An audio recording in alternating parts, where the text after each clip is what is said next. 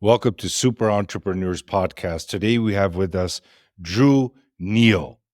Drew is the founder of Solutionary Ventures, which has helped 250 plus companies and nearly 1,000 founders across 20 nations scale their businesses by growing employees and creating innovative solutions for their greatest challenges.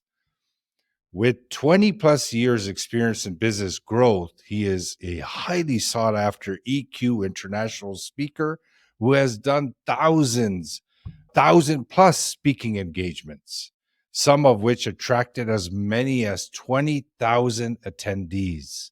Drew is also a co-developer of a digital SEL platform for high schoolers to discover and grow their purpose, which has been adopted by high schoolers in 43 U.S. states. Welcome, Drew. Thank you so much for taking the time to come on our show. Yeah, thank you so much for having me here today. Happy to have the conversation. Oh, yeah, that's great. I see this is a phenomenal work that you're doing. How did this all start? How did you get into entrepreneurship? Yeah, it's funny because I think sometimes maybe entrepreneurship finds people, but sometimes maybe it's just in your blood. And for me, it's just been in my blood. I've always been that kind of driven self-starter and started organizing and gathering people I'm trying to tell people what to do and trying to figure out how we can get a few things done together. And so leadership was just very natural for me. And I actually took my first leadership course at 13 years old. I still have all my notes and the notebook for it. And I was the only child in attendance, if you will. And so those things were very natural for me. And so my family has a missions background. And so because of that, it exposed me very early to the international community. And so it's been my joy to work and serve varying levels of economic impact when it comes to national solutions across the world. And whether it's been in government related programs, whether it's been in business programs or in philanthropic programs, a lot of impact has happened because of that. And I love culture. I love diversity. I love discovering new things. I love the joy of eating a meal on something I can't even explain what it is. I'll try it at least once. Yeah. No, that's excellent. Yes. That's excellent. And I see that you do specialize in maximizing human potential. Can you speak more about that? Yeah, certainly. We have so much information and so much data available to us today. And when we think about business, everyone's thinking about data when it comes to maybe the end user. And this has really transformed, how we think about building businesses. Obviously, the whole idea of design thinking and UX experience has been that, hey, now we're able to anticipate the behaviors of our users because we have so much data. And ultimately, this is the first entry point into business when it comes to thinking about the mechanics of humanity at the level that we have. But what's exciting is about the same data and information isn't just giving us an advantage on the end user. It's giving us an advantage to anticipate our own leadership. It's giving us an advantage to anticipate the performance of our employees, how to build well-rounded teams, and what it looks like to build a group of people who find a synergized purpose, a sense of value, and a sense of worth when it comes to the work that they're giving into the marketplace. And so people are becoming more particular as we become more emotionally and socially intelligent. We're finding out that there are reasons why we click and work well with some people and not with others. It's not just a talent issue. This isn't just about skill competency. This is really about their human skill. We used to call them soft skills, but that's a soft definition if you ask me. This is about human skills, right? And our ability to really understand why humans behave the way they do, what they're motivated by, what increases performance, what allows them to feel like they belong, connected to a vision, to what's going on. and ultimately to have a dignifying experience with other people while we create products and services of meaning. Excellent. And it is a soft way of looking at it, but human potential is what drives a business, right? Like when we go to a business, we're not looking at the bricks, we're not looking at the signage, right? It's the actual people behind the company that make the difference and make that leap in either success or struggle, whatever you may say. So bringing that potential, how do you do that? Like, how do you bring out that potential from humans? Yeah, ultimately, this is a leadership conversation because it starts with understanding your own Yes. potential. So this is a journey in self-awareness. And I Mm. think it's important that people understand this is one of the fundamentals of emotional intelligence is that I'm willing to become aware of my own preferences, of my behavioral style, willing to become aware of the experience I create for other people. And it's interesting because if you look at someone who's say they're waiting tables and they're serving at a restaurant, you get immediate feedback through that tip experience about Mhm. what experience you gave them. You may not agree with the experience. You may believe it's the kitchen's fault. You may believe they were just a terrible customer, but you're going to get real time feedback from that customer about how they experienced you. And there's a nugget of truth. There's something that's truthful inside of that feedback. It may not be completely true, but there's something to Mhm. learn and to grow from.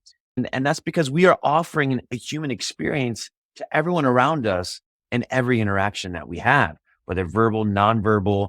And so we as leaders, as entrepreneurs, as people who are wanting to have an impact in the world around us, whether you're in real estate, you're in a startup, you're wanting to make something for someone else, or you're in philanthropic work, ultimately we have to be responsible for the experience that we give people.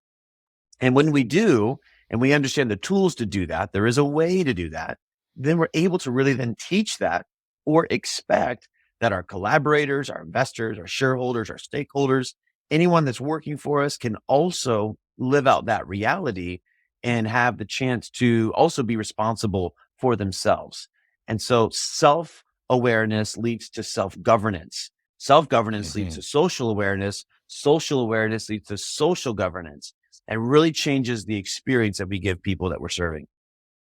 Yeah, and the self-awareness is a big component, right? If we tend to always try to figure things out on the outside or try to maybe the sales department needs uplift or marketing and or dollars spent on ads and but I feel that there's not enough being spoken about the self-awareness because if we start utilizing individually each person starts taking that responsibility and starts becoming more and more aware, like my life has completely changed because of that self-awareness, right? Because I was never self-aware. It was always someone else's a problem or issue or that it couldn't be me kind of thing, but it does definitely help in the growth of a business. But do you find that there is an incline in self-awareness when it comes to entrepreneurship and how it was before, say 10, 20 years ago? Yeah, certainly. And I think honestly, we're seeing a bigger gap in the workforce because of it, because we do have people who are becoming self aware, which is leading to that self governance piece. And those who can self govern in their leadership are going to be more stable, more consistent, more Mhm. inclusive. And so there's a gap being created in the workforce right now of the haves and the have nots because it's a journey. And those who were already on the journey have grown disproportionately in their leadership, in their entrepreneurship opportunities, and so it's really becoming a differentiator right now. And so it's really important if we're wanting to bring things to market, we're wanting to build a team, no matter where you're at in your journey of expressing who you are in the marketplace, there's a need for us to understand ourselves and build a team who also has that so that we really can compete and deliver on the market. And do you find resistance to self-awareness when you're going into a business, trying to help them improve? Do you find there is a resistance when it comes to self-awareness? Yes, of course, because Yeah. this ends up impacting the ego, right? And everyone has an ego that they're Yeah, it dealing with. definitely is. Mhm. Yeah, and so the challenges show up differently for the entrepreneur versus maybe the more corporate environment. For the entrepreneur, this just really comes down to, can you build a team? And any entrepreneur who has the desire to make a lot of money, to get control of their time, to have whatever their goals are. Most Yeah. entrepreneurs, their goals include having to have a successful team. You will not be able to hit your goals unless you have a team with you. Solopreneurs, you can build a great lifestyle business as a solopreneur, but you probably won't hit some of the big objectives and goals that most entrepreneurs have. And so what does it look like for us to really understand how to live self-aware and to self-govern? The biggest tool that people resist and the biggest challenge it's created is that self-awareness is experienced through feedback. It's the same story as the waiter or the waitress. The feedback can hurt sometimes, but I really believe feedback is the key mechanism. I can be as powerful and influential in someone's world as I am willing to receive feedback from that individual, sustainably speaking. So in an authoritarian model, of course, employee shows up, boss is there, boss says this, no one asks any questions. And it's just this very narrow, old school, archaic, barbaric approach, we would call it now. Authoritarianism is not sustainable in the sense of creating meaning and purpose for everyone involved and really having the most value. When you're able to have leadership that then is in an empowering model, it really creates room for those who are even in a subordinate role to create feedback to let the leader know how they're experiencing them in real time. And then powerful choices can get made about setting boundaries, about creating accountability in both directions and creating a successful human interaction. And so we need leaders. We need people who have responsibility to get things done. And that leader needs the right to hold employees accountable. But employees also have the right to bring transparency to power, to bring transparency to leadership, and to bring feedback there. It's a two-way street, or else it's Yeah, not a definitely. relationship, right? No. And Yeah. the workforce that's emerging right now will not tolerate one-way streets any longer. It has to be Yeah. a two-way human experience. And so it's bringing a lot of transparency and feedback. But ultimately, I believe that feedback, it equals value. And there's value in every feedback. And any relationship, a professional relationship, working relationship that doesn't have feedback, to me, it means that relationship is not valuable. Yeah, definitely. I agree. The feedback component is huge, even in families, right? Like when you're in your relationships and stuff, like you want that feedback. And the issue is when we talk about ego, when we have that feedback, it can cause a lot of emotional chaos, right? If we're not self aware. But with that self awareness, that feedback is wonderful because you get a chance to improve. Certainly. Certainly. And that's ultimately, I think, there's an innate desire for all of us to grow. We're Yeah. motivated differently in the areas that we're driven to grow in, but this Hmm. progress is so invaluable. And when we can point that towards getting our inner world aligned so that and working in a healthy way, both emotionally and mentally, when we bring that alignment, it allows our external world to then have to make some big choices. And Tony Robbins is famous for saying that, 80% of our success is connected to the alignment of our internal world, dictating the Mine's, alignment of our external world, right? And mm, so how you manage emotions, how you manage feelings, how you manage your motivation, how you manage your thought life, how you manage all your mindsets, these things dictate the impact and the results in your external world. And so these worlds coming together really allow us to have the impact that we're looking for. yeah, every aspect, right? It touches upon every aspect of the outside experience. It's incredible. And the stuff that you're doing, it's hands down, like for me in my books, I'm very passionate about this. And I'm grateful that I had a chance to meet you and hear about what you guys are doing and the wonderful things that you're doing with other people. Because one person at a time, if you can make changes, it can add up because each person, when they start experiencing that self awareness, when they start seeing there's another part beyond ego, and then they start feeling good in that part, and they see, wow, there's all love here, and there's all unity, and like I just everything is just great, right? From that place, they can't hold it back. It's not something that you say, okay, I'm not going to share this. Right? They're the ones that are the loudest, right? They're talking to other people. They're telling me, hey, they give recommendations, suggestions. Why don't you look at it this way? In time, what kind of impact will that make, not just in the business world, but on your personal side as well, right? Yeah, ultimately, if we're honest, as a civilization, we're just getting so wealthy. And with wealth comes time. And with time comes you sitting with yourself, asking hard questions. COVID-19 was so dynamic for a Yes. lot of reasons. One of the many dynamic reasons was that people got to sit with themselves and hear Yeah. themselves think, experience their life, slow down That for was a my second. turning point. Yeah, there you go. Yeah. Am I doing what I want to do? Is this Yeah. meaning for me? Is this purposeful for me? And there's a real massive shift. Everyone's talking about the great quit or the great layoff or the great leaving of corporate America. And it really is connected to one of the main ideas is connected to is the idea that people are just like, I don't want to work for the big machine anymore, where I'm just a number. I'm just counting the beans. I'm just a small little piece in a big, huge structure. I want to be valued. I want to be seen. I want to belong to Amazing. something. And there's a lot of corporate leaders right now who are laughing at the statement I just made. But what they don't understand is they don't understand the emerging workforce and the demand they're placing at a social level. You could even say at a familial level inside of the workplace. They are now finding family experience with their coworkers and are expecting connection, memories, shared experience. They want this mixture that no other generation has ever demanded inside of the workplace.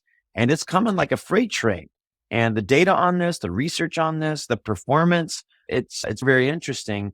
And we have to begin to get innovative about our cultures so that we can really build a culture that will support a team intentionally that will still perform, but will perform in a very different way. It's the same gap that we had with the millennials that we've had to overcome. This may even be a bigger gap we're going to have to overcome.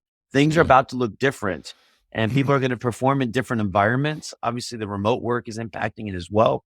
And so we're reimagining right now what human performance in the marketplace looks like because we're realizing that people don't just want to get paid. I was on a, Yeah. No. they don't, and people are willing Yeah. to, there's actually data that says 49% of people would be willing to take a 50% pay cut to do something more meaningful in their life. Yeah. Yeah. I mean, it's one of the top HR research firms in the nation, and they're finding that people want purpose. And so for entrepreneurs, especially, we have a great, as an entrepreneur, fellow entrepreneur, we have a great opportunity to create purposeful business. That's what I'm doing. I'm working in a business that I built that aligns with who I am. It allows my superpowers to be on display, to have a chance to serve people in a way that makes sense, not just with the market. It makes sense with who I am.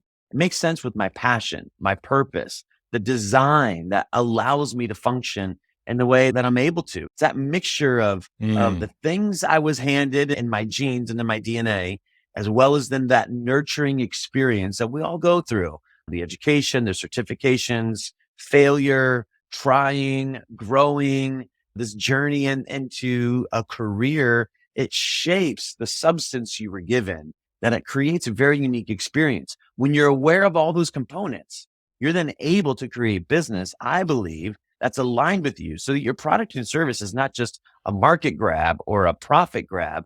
It's about being honest and authentic with who you are and creating an experience for the user through products and services that are a lot like who you are, just in the form of a product or a service.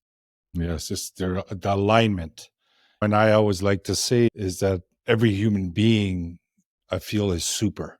When I say you are super, right? I say that every human being has been given the gifts to create here while we're here on this earth, right? So we need to utilize that. And the frustration comes is when we don't realize that purpose, right? And when we get, especially when we don't have that relationship where we work, when we're just a number, that adds on to that weight of not having that purpose and not feeling worthy. You know what I mean? It decreases the level of how they even operate and how productive they are, right? So if you change that in a workplace, their productivity will increase, right? They'll feel like they're more of a family than just a number, right? And they start broadening their mindset to even know what their purpose is. Maybe it's not even a job, maybe it's a business, whatever it is. But the more people become self-aware, that's the gateway to that world, to find that purpose. Yeah, ultimately, I love this question, and it's a little bit subjective, but it's what problem does your purpose solve? Mm, Ultimately, as entrepreneurs, we need to understand that we will earn proportionate to the pain that we remove from someone's life. Right? So any good marketer understands that you got to speak out of the why, you got to speak to the pain of the user and then help them understand why your product or service is going to relieve pain from them. mm, So this isn't just a sales proposition. This can be a purpose proposition if we are self-aware. If we're aware of our mm, human mechanics, if we're aware of our human design, if we're aware of the intentions, motivations, behavioral preferences, and then understand what value that creates for another human, we can then create products and services from a purposeful yeah. point of view that will allow us to truly serve the end user in a way that's going to make their lives better. And so that awareness is crucial, but understanding that we create that experience for people all the time and becoming Yeah. aware of it allows us to understand the value proposition, not just of a transaction in business, but really of our existence, which creates higher level of meaning, creates higher level of satisfaction, and really begins to open up this idea of how human behavior becomes a rewarding experience. Yeah. A company with a heart, that's the future. Companies that have heart, that's where the future is. And we see it happening. And that's what you guys are doing. That's wonderful as well. Like it's the more of us, like more of people that are working this type of information into people's lives is adding on to that positive note, right? It's adding on to that transition, that change in a positive shift. So I really am grateful that to know the things that you guys are doing. And I hope that you get to more and more people. And this is a great way going on podcasts and stuff, different audiences get to hear you. So it's great. We also like to ask our guests what their innermost superpower is that got them to this point in their life. Yeah. So I would say my superpower is wisdom. And I've actually created courses on this, on helping people discover their superpower. And so in a very measured way to actually create answers for other people like this. But ultimately, I define wisdom as the ability to integrate. And it takes a lot of human awareness to understand how functional things and humans come together. And really, I think the greatest challenge in our culture right now is the intersection of technology, finance, and humanity. And it's in the convergence of those three areas, those three relationships being negotiated, that's going to determine really the success of a new age that we're stepping into. Globalization is changing the civilization. And as we Mm, architect a new age, we're going to need to understand that relationship between humanity, technology, and finance. This is going to be the new thing that governs us going forward. And wisdom is the ability to negotiate cool. those values, if you will. And I also like the idea of the blueprint. You got some real estate people. I've built a couple of hundred houses myself. I love real estate and I've had a lot of great experiences there. It's interesting because a blueprint helps you measure and it helps you measure things that don't normally relate. And two things that don't normally relate are ore and trees. Ore is in the ground and trees growing out of the ground. They don't normally relate. But on a blueprint, the architect reimagines that Right. tree as a two by four and ore as a nail, and then creates a relationship, a measured relationship to discover something greater. And that really is that ability. That's wisdom to Good. architect, to integrate. And it's my Nice. joy to do that for people and their business and to solve their greatest challenges. Beautiful. I love it. Thank you so much, Drew, for sharing that and coming on our show today. I could talk about this stuff forever. I absolutely love it. And again, I wish you all the best. Continue on. If you are coming out with any books or anything like that, let us know. We can see how we can help get that out to people as well. And audience, thank you once again for joining us today. You heard Drew, all the information, all his contact information will be available in the show notes. As always, get in touch, check out what they're doing, get a consultation. I forgot to ask you, Drew, is there some kind of a consultation you offer? Is it free, paid? Yeah, certainly. Just go to drewneal.com and there's free consultations there and explore how we can serve you best. Great. Perfect. Thank you, Drew. And audience, thank you. And we'll see everyone again. Bye-bye.